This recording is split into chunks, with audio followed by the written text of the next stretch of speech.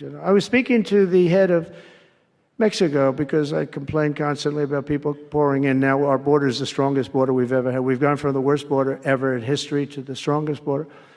But I was speaking to the president of Mexico, a very wonderful woman, actually.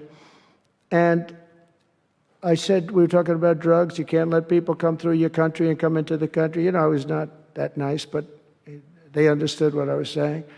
And she said something that really got me. She said, I said, you're not a big drug-taking nation? And she said, no, we are not a consumer.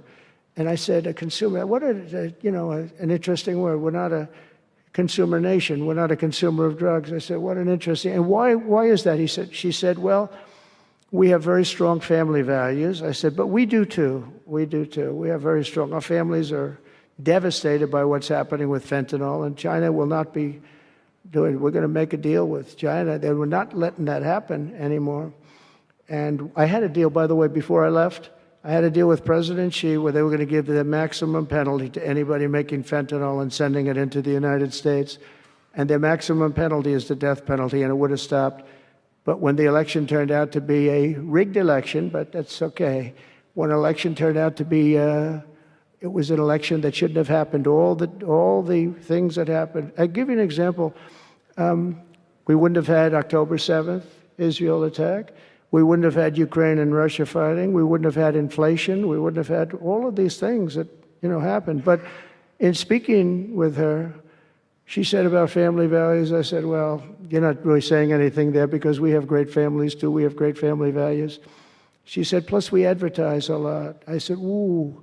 You mean you advertise about how bad drugs are? Yes, we do. We spend a lot of money on advertising. And I said, unbelievable. That was such a great conversation because we're going to spend hundreds of millions of dollars advertising how bad drugs are so that kids don't use them, that they chew up your brain, they destroy your teeth, your skin, your everything.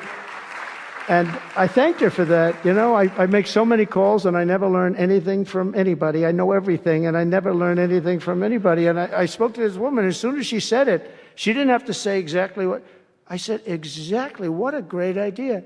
And I think we're going to have, and I saw pieces of it, we're going to go in with $100 million and then another $100 million initially. But I saw some of the ads and they are really violent. I said, you have to make them strong. Your skin practically comes off after a period of time. You lose your hearing. You lose your teeth. It is terrible. And we show this happening to people. And I think we're going to, we did very well we had blue ribbon committees headed up by the First Lady of the United States and a lot of other people that, they have no idea the viciousness of these cartels and these people. And they're smarts. They're very smart, tough people, making a fortune, by the way, an absolute fortune. But we got it down 18%, which was a record. But 18% is not great when you think about it. I think we could get it down 50 or 55 or maybe even 60% with advertising. So she really gave me something. I was going to call her and tell her that she did, but now I don't have to call her because she's going to be seeing this right now.